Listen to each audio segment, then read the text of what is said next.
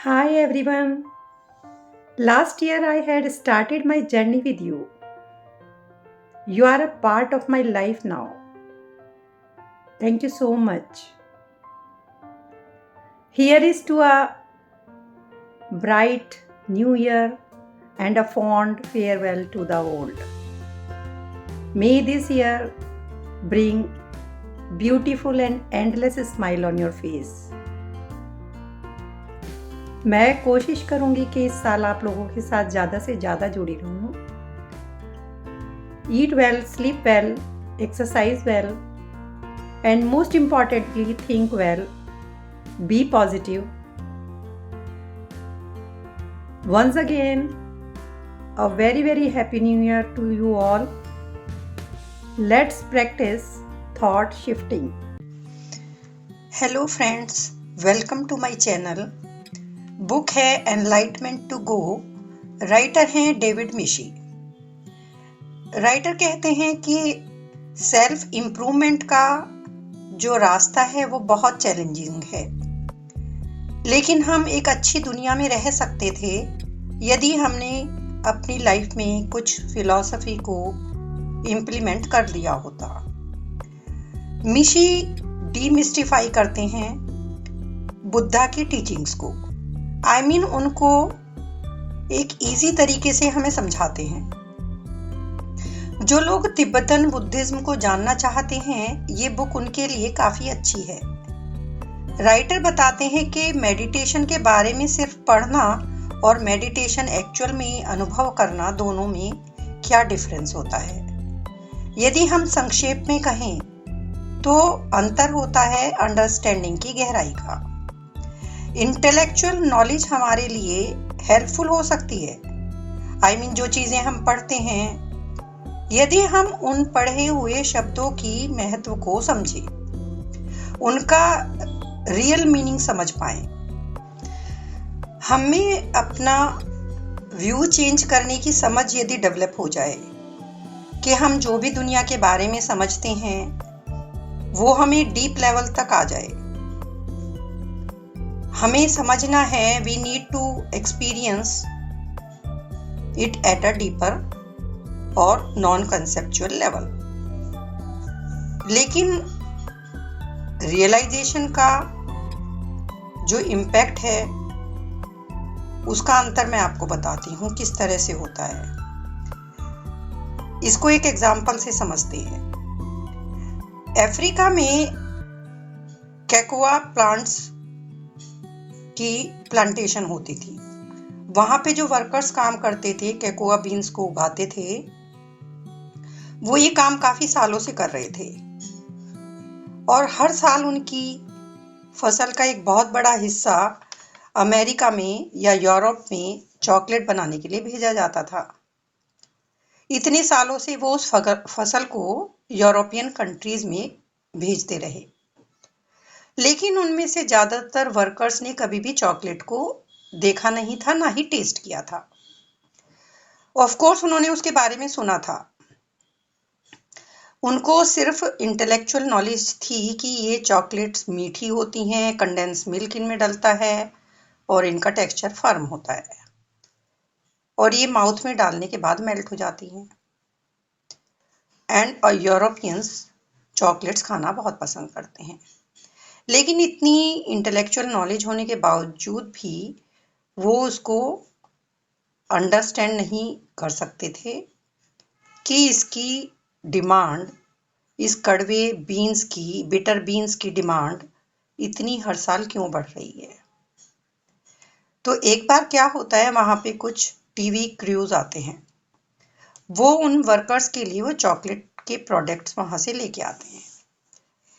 जब वो वर्कर्स उस चॉकलेट को खाते हैं तब वो रियलाइज करते हैं कि इस कैकोआ बीन्स की डिमांड इतनी ज्यादा क्यों है. अब उनकी जो अंडरस्टैंडिंग थी वो इंटेलेक्चुअल ही नहीं थी, it was first hand and non conceptual. यानी कॉन्सेप्ट पर ही आधारित नहीं थी, उन्होंने उसको डायरेक्टली एक्सपीरियंस किया था. तो सेम यही अंतर होता है जब हम मेडिटेट करते हैं और सिर्फ जब हम मेडिटेशन के बारे में पढ़ते हैं। जब हम मेडिटेट करते हैं, we create the possibility of experiencing ideas directly. हम उन आइडियाज को एक्सपीरियंस करते हैं डायरेक्टली, हमें रियलिटी पता चलती है। हम सबके पास इस सब्जेक्ट की पूरी जानकारी है कि हम कौन हैं, who we are and the world around us. और भी काफ़ी सब्जेक्ट्स पे हमें पूरी जानकारी है, जैसे कि कोकोआ बीन्स के वर्कर्स को थी। लेकिन हमारी अंडरस्टैंडिंग ज़्यादातर इंटेलेक्चुअल होती है, इसीलिए लिमिटेड होती है। बुद्धिज्म में रियलाइजेशन का मतलब है जब हमारी अंडरस्टैंडिंग उस लेवल तक पहुंच जाए कि हमारा बिहेवियर ही चेंज हो जाए। फॉर एग्जाम्पल, एक यंग लड़का है, उसको ये तो पता है कि उसे काम कम और एक्सरसाइज भी करनी चाहिए, लेकिन ये रियलाइजेशन शायद उसमें तब आए जब कभी उसे फ्यूचर में कोई हार्ट की प्रॉब्लम हो जाए या उसको कोई फिजिकल प्रॉब्लम हो जाए या उसको एम्बुलेंस में हॉस्पिटल ले जाया जा रहा हो, तब उसमें हेल्थ के टुवर्ड्स रियलाइजेशन होगी। और रियलाइजेशन होने से ही हमारे एटीट्यूड में बदलाव आता है। मेडिटेशन से हम इंटेलेक्चुअल अंडरस्टैंडिंग से भी परे उस बात में लाइफ इन्हांसिंग रियलाइजेशन को ट्रूली अचीव कर सकते हैं। हमें लाइफ का हर दिन ही ऐसे जीना चाहिए जैसे कि वो हमारा लास्ट दिन हो। हमें एक भी मोमेंट को फॉर ग्रांटेड नहीं लेना चाहिए।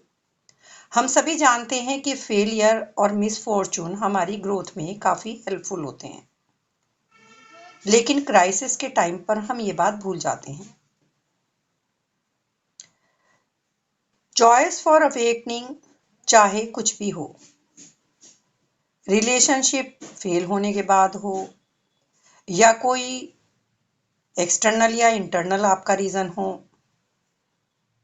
लेकिन हमें निराशा से निकलकर इसको पाने की कोशिश करनी चाहिए। जैसे जब एक चिड़िया का केज ओपन कर देते हैं तो भी वो कई बार आज़ादी नहीं चाहती। इसी तरह हम लोग हैं, हम इस पेनफुल कन्फाइनमेंट में रहते हैं जबकि हमारे पास फ्रीडम पाने की चॉइस है। तिब्बतन बुद्धिस्ट ये मानते हैं कि हमारी जो एक्सटर्नल रियलिटी है उसको मत छोड़िए, सिर्फ अपनी इनर रियलिटी को पहचानिए, क्योंकि कॉज ऑफ सफरिंग वहीं पे है। शांति देवा ने कहा था कि कहाँ से मुझे इतना लेदर मिले कि मैं सारी पृथ्वी को उससे ढक दूं, लेकिन ये काम सिर्फ जूते के सोल पे लेदर लगाने से भी हो सकता है। It is equivalent to covering the earth with it. यानी यदि आप जूते पे पहन लेते हैं तो आपके पैर सेफ हो जाते हैं, पूरी पृथ्वी को लेदर से ढकने की जरूरत नहीं है। तो with the simplicity of genius, Shanti Deva renunciation का होल पॉइंट यानी पूरा पॉइंट हमें एक्सप्लेन कर देते हैं। उन्होंने सिर्फ 4 लाइनों में एक्सप्लेन कर दिया कि पूरी दुनिया को कंट्रोल करना इम्पॉसिबल है। इसका मैनेजेबल ऑल्टरनेटिव है कि आप खुद को कंट्रोल करना सीखिए। इसका मतलब है कि controlling the way we experience the world. हम इनएविटेबली पेन और सफरिंग से गुजरेंगे, हमें इमोशनल ट्रॉमा से गुजरना पड़ेगा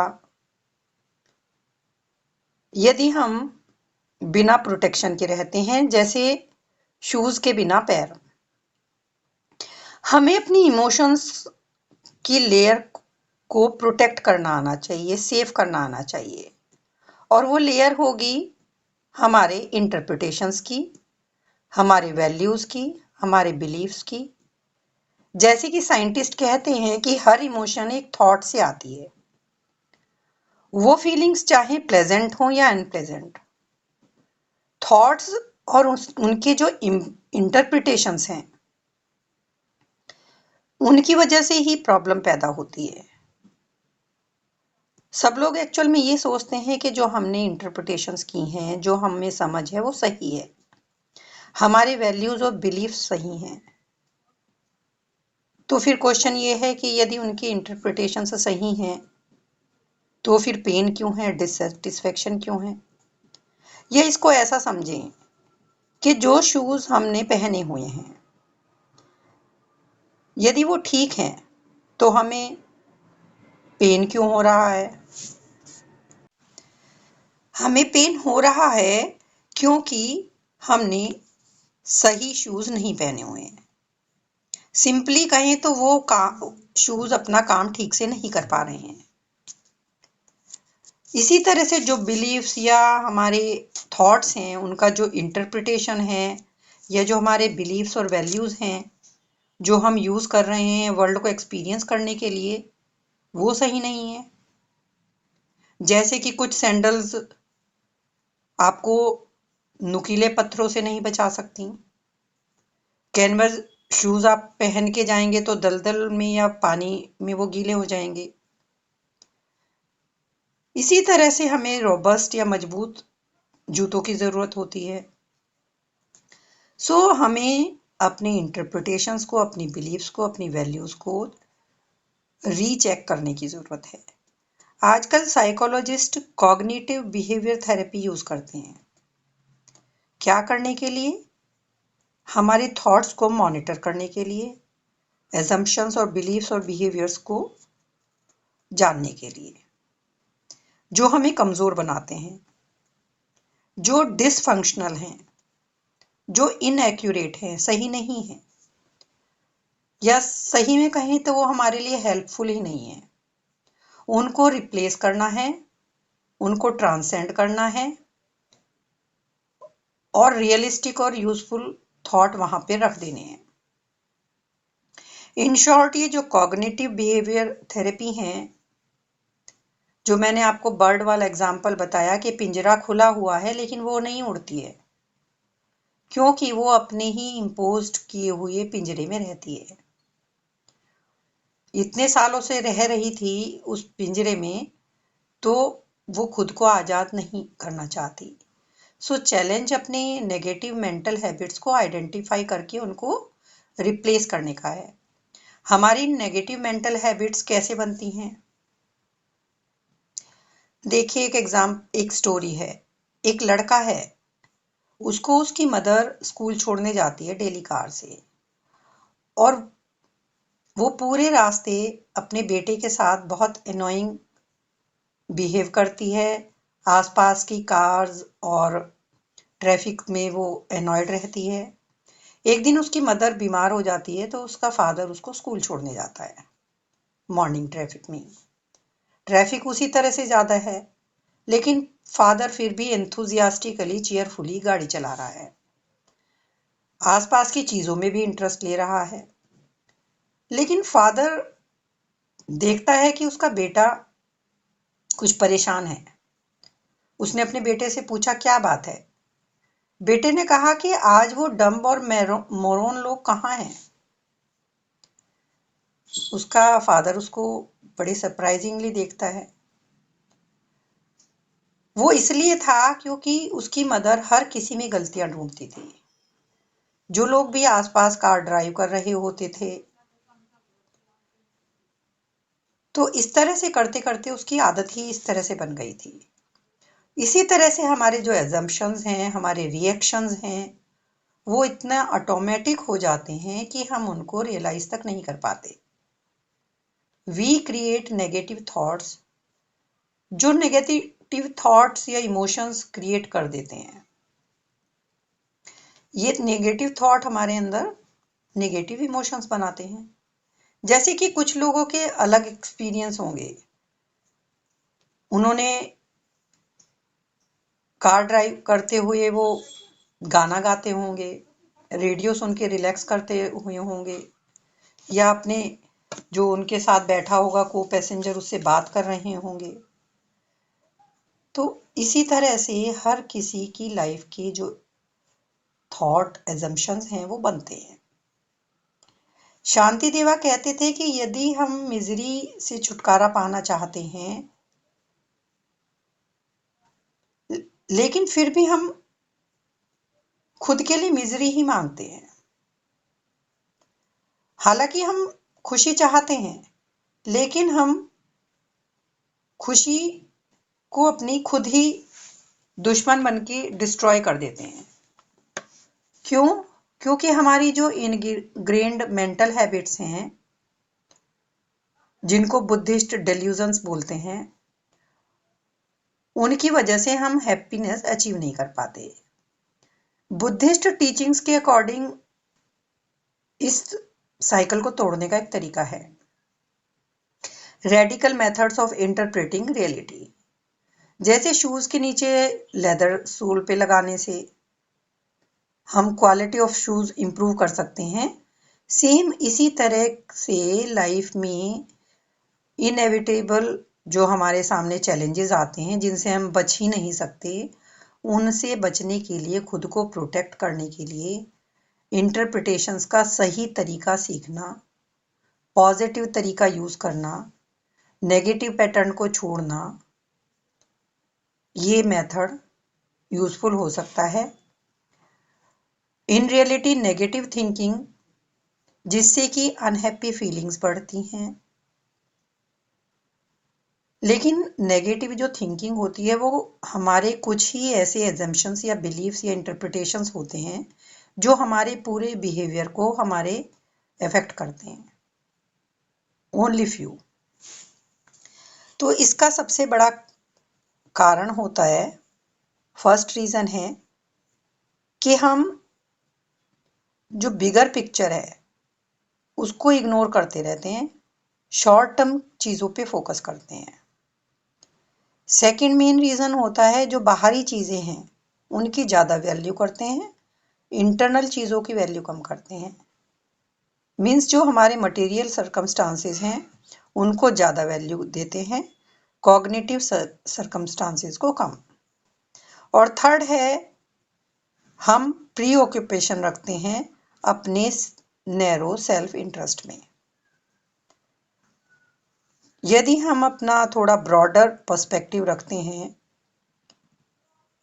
दुनिया को देखने का, तो वो हेल्पफुल होता है। तो हमारा पहला स्टेप ये है कि हमें ये पहचानना है कि जो भी इमोशंस हमें परेशान करती हैं वो इनएविटेबल हैं, अनअवॉइडेबल हैं, चाहे कुछ भी हो उनसे बचा नहीं जा सकता। सच्चाई ये है कि हम कैसा वर्ल्ड एक्सपीरियंस करते हैं उसके अल्टीमेट क्रिएटर हम खुद हैं। यदि हम पॉजिटिव थिंकिंग रखेंगे तो हम वैसा वर्ल्ड एक्सपीरियंस करेंगे, और यदि हम नेगेटिव थिंकिंग रखेंगे तो अल्टीमेटली अपने लिए, अपने वर्ल्ड के एक्सपीरियंस करने के क्रिएटर हम खुद ही होंगे। तो उसके लिए राइटर कहते हैं कि एक माइंडफुलनेस एक्सरसाइज प्रैक्टिस करनी चाहिए। अपने थॉट्स को दिन में अलग अलग टाइम पे ऑब्जर्व करना है कि वो कैसे हैं। जैसे एक रिसर्चर करता है ना अपने एक्सपेरिमेंट को करने के लिए, उसी तरह से भी थॉट्स की एनालिसिस है। वो देखना है कि ये पॉजिटिव है, ये नेगेटिव है, ये बैलेंस्ड है, और उन थॉट्स पे विशेष ध्यान देना है जो नेगेटिव फीलिंग्स पैदा कर रहे हैं हमें। और ये ऑब्जर्व करें कि पूरा दिन आप खुद में और खुद से किस तरह से बात करते हैं। यानी आप चिड़चिड़े होकर बात करते हैं या आप खुश रहते हैं, आपका ओवरऑल टोन कैसा है अपनी सेल्फ टॉक्स पे, आप खुद को क्या मैसेज भेज रहे हैं। एक से जो ये एक्सरसाइज है, आप अवेयर होने की कोशिश करें कि आपके कौन से ऐसे एजम्पशंस, इंटरप्रिटेशंस या बिलीव्स हैं, वो चाहे आपके अपने बारे में हो या दुनिया के बारे में हो। क्या कोई ऐसा पैटर्न है कि जो बार बार होता रहता है और आप उन फीलिंग्स और उन पैटर्न्स को भूल नहीं पाते, मीन्स उन रोज ही पैदा होते हैं। कभी कभी जिस भी बात, घटना या प्रॉब्लम को आपका माइंड बार बार आपका माइंड डिस्टर्ब करता है, जिन घटनाओं से परेशान होता है, उससे वो नेगेटिव फीलिंग्स पैदा होती रहती हैं। तो आपको उन पे ध्यान देना है। नेक्स्ट एपिसोड में हम IQ और EQ के बारे में जानेंगे। IQ I mean intelligent quotient और EQ means emotional intelligence. Emotional intelligence और IQ का क्या रोल है हमारी लाइफ में, इसको अच्छे से पहचानने की कोशिश करते हैं।